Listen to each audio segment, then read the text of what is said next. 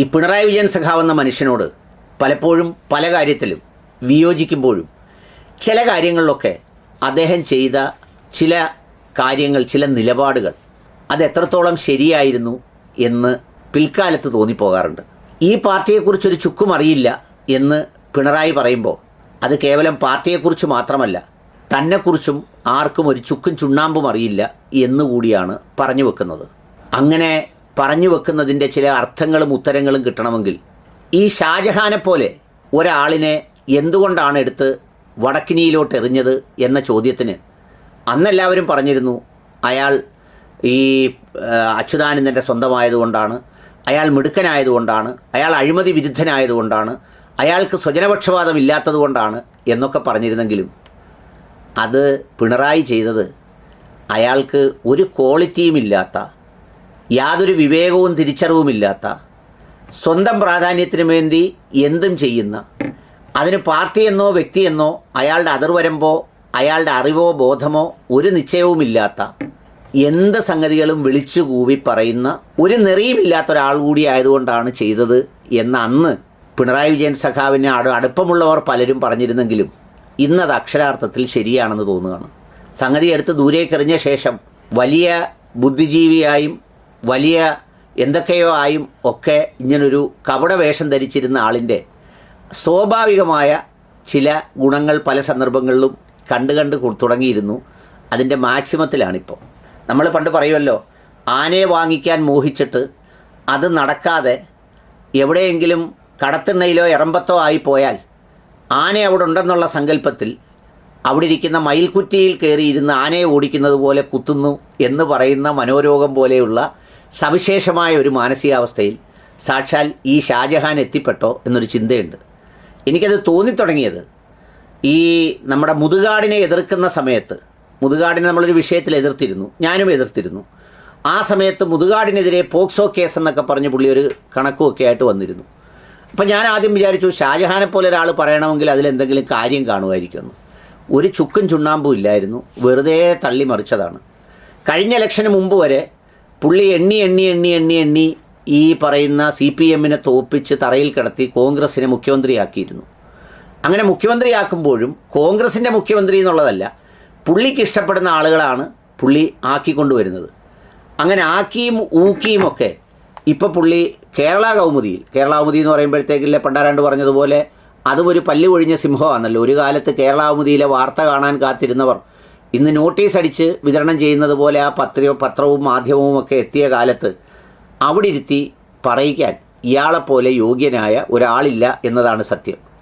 അങ്ങനെ ഇരുന്ന് പറയുന്ന ഒരു സംഭാഷണം കേൾക്കാനിടയായി. ദേ ഒന്ന് കേട്ടോളൂ.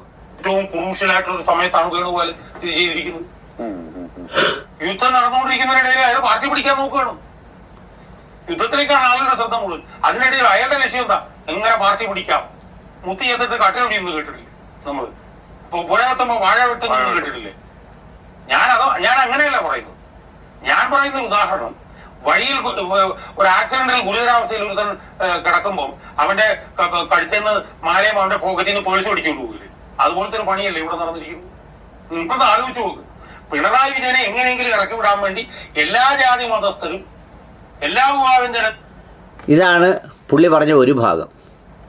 ഈ പറയുന്ന ഷാജഹാനെ വളരെ കുറച്ച് കാലം മാത്രം ഒരു പാർട്ടിക്കുള്ളിലും ഒരു ആഫീസിനുള്ളിലും സഹിച്ച ശേഷം തൂക്കി പുറത്തോട്ടെറിഞ്ഞപ്പോൾ കൂടെ ഒരു ഈച്ചയും കൊതുവും പോലും വരാതെ, വീട്ടിലാരെങ്കിലും ഉണ്ടായിരുന്നോ എന്ന് എനിക്ക് അറിഞ്ഞുകൂടാ, ഒരു മനുഷ്യൻ്റെ പോലും ഒരു പിന്തുണയും ഒരു സഹായവും കിട്ടാതെ ഇപ്പോൾ ഇങ്ങനെ വിരളി പിടിച്ചതുപോലെ നടന്ന് ഈ വിരളിത്തരം പറയുന്ന ആൾ പുള്ളി വിലയിരുത്തുന്നത് KC വേണുഗോപാലിനെയാണ്. ഏത് KC വേണുഗോപാലിനെ? KSU രാഷ്ട്രീയം മുതൽ വളർന്നു വന്ന, ഇന്ന് ഒരു മലയാളിക്ക് എത്താവുന്നതിൻ്റെ, ഒരു കോൺഗ്രസ്സുകാരനെത്താവുന്നതിൻ്റെ ഏറ്റവും മെച്ചപ്പെട്ട സ്ഥാനത്തെത്തിയ, പാർട്ടിയുടെ സംഘടനാ ചുമതലയുള്ള ഒരു ജനറൽ സെക്രട്ടറിയായും സ്റ്റാൻഡിംഗ് കമ്മിറ്റി ചെയർമാനായും നിരവധി കാലം MLA-യും മന്ത്രിയും MP-യും ഒക്കെ ആയിരുന്ന ഒരാളാണ് പാർട്ടി പിടിച്ചെടുക്കാൻ വേണ്ടി സുധാകരനെ മാറ്റി എന്ന് പറയുന്നത്. എൻ്റെ ഷാജഹാനെ വേണുഗോപാലിന് പാർട്ടി പിടിക്കാൻ സുധാകരനെ മാറ്റുന്നത് എന്തിനാ? അല്ലെങ്കിൽ പാർട്ടി പിടിച്ചൂടെ? കോൺഗ്രസ് പാർട്ടിയുടെ രീതി അറിയാവോ? അത് ഹൈക്കമാൻഡിൻ്റെ കയ്യിലാണ്. കോൺഗ്രസ് പാർട്ടി ഇന്ന് ഓരോ സംസ്ഥാനങ്ങളിൽ നിലനിൽക്കുന്നതിൻ്റെ പ്രധാനപ്പെട്ട ഊർജ്ജ സ്രോതസ്സാരെന്നറിയാവോ? അത് ഇന്ത്യയുടെ പ്രതിപക്ഷ നേതാവ് രാഹുൽ ഗാന്ധിയും പ്രിയങ്ക ഗാന്ധിയും പിന്നെ ഗാർഗയും ഒക്കെ അടങ്ങുന്ന ഒരു സംവിധാനമാണ്. അതിൽ നിന്ന് വലിച്ചു പറിച്ചിട്ട് ആ പാർട്ടിക്കകത്ത് പിന്നെ ആർക്കും നിൽക്കാനൊക്കില്ല. വേറെ പാർട്ടി പോയി നിൽക്കാം, ആ പാർട്ടിയിൽ ആർക്കും നിൽക്കാനൊക്കില്ല. അപ്പോഴാണോ ഈ സുധാകരനെ മാറ്റി ഈ പറയുന്ന KC വേണുഗോപാൽ പീച്ചെടുത്തെന്ന് ഇയാൾ പറയുന്നത്? ഒരു ലജ്ജയില്ലേ പറയുന്നതിന്? യഥാർത്ഥത്തിൽ കോൺഗ്രസ് പാർട്ടിയിൽ നടന്ന ഒരു വ്യത്യസ്തമായ സംഗതി ഞാൻ പറയട്ടെ. സാധാരണ കോൺഗ്രസ്സിൽ ഒരാളിനെ മാറ്റാൻ തുടങ്ങിയാൽ ഒരുപാട് കാലം മാറ്റിയെടുത്തു അവസാനം എല്ലാവരും പറയും മാറ്റെന്ന് പറയും. സത്യത്തിൽ എന്താ സംഭവിച്ചത്? വെള്ളാപ്പള്ളി നടേശൻ സാറ് രാവിലെ പ്രസ്താവന ഇറക്കി ഈഴവരെയെല്ലാം അങ്ങനെ ചെയ്യാൻ പോകുന്നു, ഓപ്പറേഷൻ സിന്ദൂറിൻ്റെ സമയത്ത് ഓപ്പറേഷൻ സുധാകരൻ നടത്താൻ പോകുന്നു എന്നൊക്കെ പറഞ്ഞു. ഈ കോൺഗ്രസ്സുകാരായിരുന്ന യഥാർത്ഥ കോൺഗ്രസ്സുകാരുടെ രീതി എന്തോന്നറിയോ? പിന്നെ എപ്പോഴെങ്കിലും ഈ പറയുന്ന വെള്ളാപ്പള്ളി നടേശൻ്റെ അനുവാദം വാങ്ങിച്ചിട്ടേ മാറ്റത്തുള്ളായിരുന്നു. പക്ഷേ അന്ന് വൈകിട്ട് ഈ പാർട്ടിയിൽ നിന്ന് സുധാകരനെ പ്രസിഡന്റ് സ്ഥാനത്ത് നിന്ന് മാറ്റി. ആ മാറ്റിയ സുധാകരനെ മാറ്റിയതിൻ്റെ കാരണം എന്താ? മാറ്റിയതിൻ്റെ കാരണം ആ പാർട്ടിക്കകത്തുള്ള ആളുകൾക്കും അതിൻ്റെ സംഘടനാ സംവിധാനത്തിനും ഒക്കെ നന്നായി അറിയാം അദ്ദേഹത്തിന് ഒരുപാട് പരിമിതികൾ, പ്രായത്തിൻ്റെ പരിമിതികൾ, പിന്നെ അതുപോലെ തന്നെ ശാരീരികമായ പരിമിതികൾ, പിന്നെ പുള്ളി പ്രയോഗിക്കുന്ന വാക്കുകൾ. പുള്ളി ഇപ്പോൾ കണ്ണൂരിലെ ഒരു കോൺഗ്രസ് നേതാവായി എന്തും വിളിച്ചു പറയാം. KPCCയുടെ ഒരു അധ്യക്ഷനായി പുള്ളി വന്നിരുന്നിട്ട് ഈ പറയുന്ന മയിലും മഞ്ഞളും കുയിലും ഒക്കെ മൈക്കിനകത്തൂടെ പറഞ്ഞാൽ ഷാജഹാൻ്റെ റേഞ്ചിലുള്ളവർക്ക് ഇഷ്ടപ്പെടും. ഷാജഹാൻ ഒരു സംഘടന ഉണ്ടാക്കുമ്പം വേണമെങ്കിൽ അതുപോലെ സംസാരിക്കുന്ന കുറേ പേരെ ചേർത്ത് അംഗങ്ങളാക്കാം. പക്ഷേ ഒരു പാർട്ടിക്ക് സഹിക്കാൻ പറ്റുമോ? അദ്ദേഹത്തിന് ഒരു 25 കൊല്ലം മുമ്പ് KPC പ്രസിഡൻ്റ് ആക്കിയായിരുന്നേ കൊള്ളായിരുന്നു.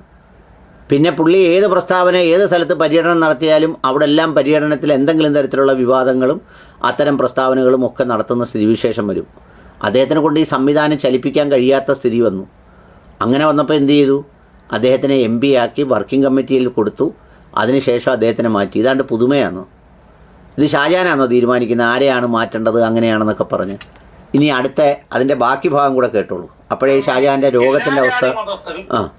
എല്ലാ വിഭാഗം ജനങ്ങളും എങ്ങനെയെങ്കിലും അയാളെ ഒന്ന് പുറത്താക്കി കളയണമെന്ന് വിചാരിക്കുമ്പോൾ അതിന് പറ്റിയ ആളെ കൊണ്ടുവരാൻ ശ്രമിക്കുന്നതിന് പകരം ഇയാൾ കൊണ്ടുവന്ന് വെച്ചിരിക്കുന്ന ആരൊക്കെയാണ് നിങ്ങൾ ആലോചിച്ച് നോക്കും. തലമുറ മാറ്റം എന്നല്ലേ പറഞ്ഞത്. എന്തൊന്ന് തലമുറ മാറ്റം? 73 വയസ്സുള്ള സണ്ണി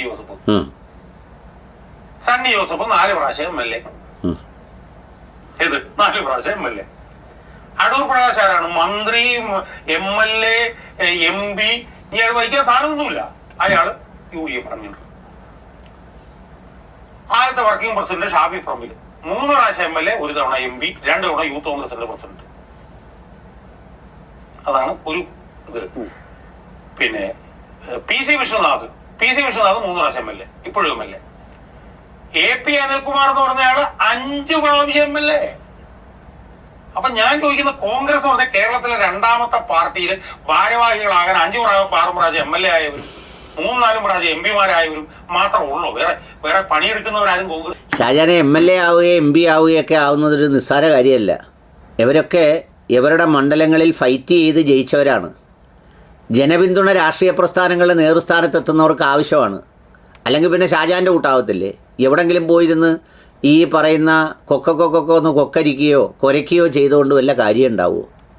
ഇപ്പം നിങ്ങൾ പറഞ്ഞില്ലേ സണ്ണി ജോസഫ്, അദ്ദേഹം 3 പ്രാവശ്യം അല്ലെങ്കിൽ 4 പ്രാവശ്യം MLA ആയെങ്കിൽ അദ്ദേഹം മറ്റൊരു സ്ഥലത്ത് ചെന്ന് അവിടെ ജീവിച്ച് അവിടെ MLA ആയി ഒരു വിവാദങ്ങളില്ലാതെ സൗമ്യതയുള്ള ഒരാളായി അദ്ദേഹത്തിൻ്റെ മണ്ഡലം കൊണ്ടു നടക്കുന്ന ഒരാൾ. അദ്ദേഹത്തിൻ്റെ വലിയ ക്വാളിഫിക്കേഷനാണ് അത്.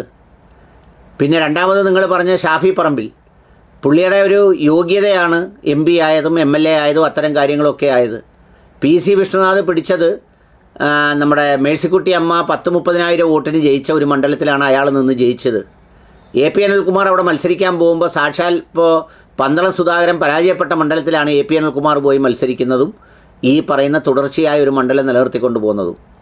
നിങ്ങളെ തുടർച്ചയായി ഒരു പാർട്ടിക്കകത്ത് നൽകിയ ഒരു പദവിയിലിരുത്താൻ ആ പാർട്ടിക്കാർക്ക് തോന്നിയില്ല. എടുത്ത് തൂക്കി പുറത്തോട്ടെറിഞ്ഞ നിങ്ങൾക്ക് ഈ ജയിച്ചവരുടെയൊക്കെ അയോഗ്യത പറയുന്നത് എന്തൊരു യോഗ്യതയാണ് നിങ്ങളുടെ യോഗ്യത?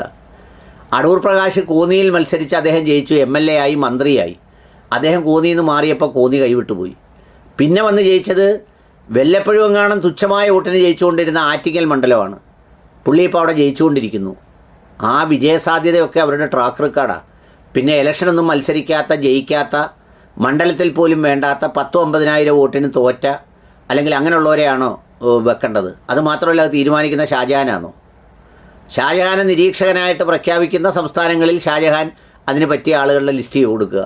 അല്ലാതെ ഇങ്ങനെ ഇരുന്ന് വെറുതെ ഈ വില കളഞ്ഞ് പണ്ടൊക്കെ ഈ പറയുന്ന പോലെ ഈ താല്പര്യങ്ങളെ ഉണ്ടായിരുന്നുള്ളൂ എന്ന് തോന്നുന്ന സ്ഥാനത്ത് ഇപ്പോൾ ഈ തലയുടെ ഒരു സ്ഥിരത പോലും നഷ്ടപ്പെട്ടു എന്ന സ്ഥിതിയിലേക്ക് ആളുകളെ കൊണ്ട് എന്തിനാ ഷാജഹാനെ പറയിക്കുന്നത്?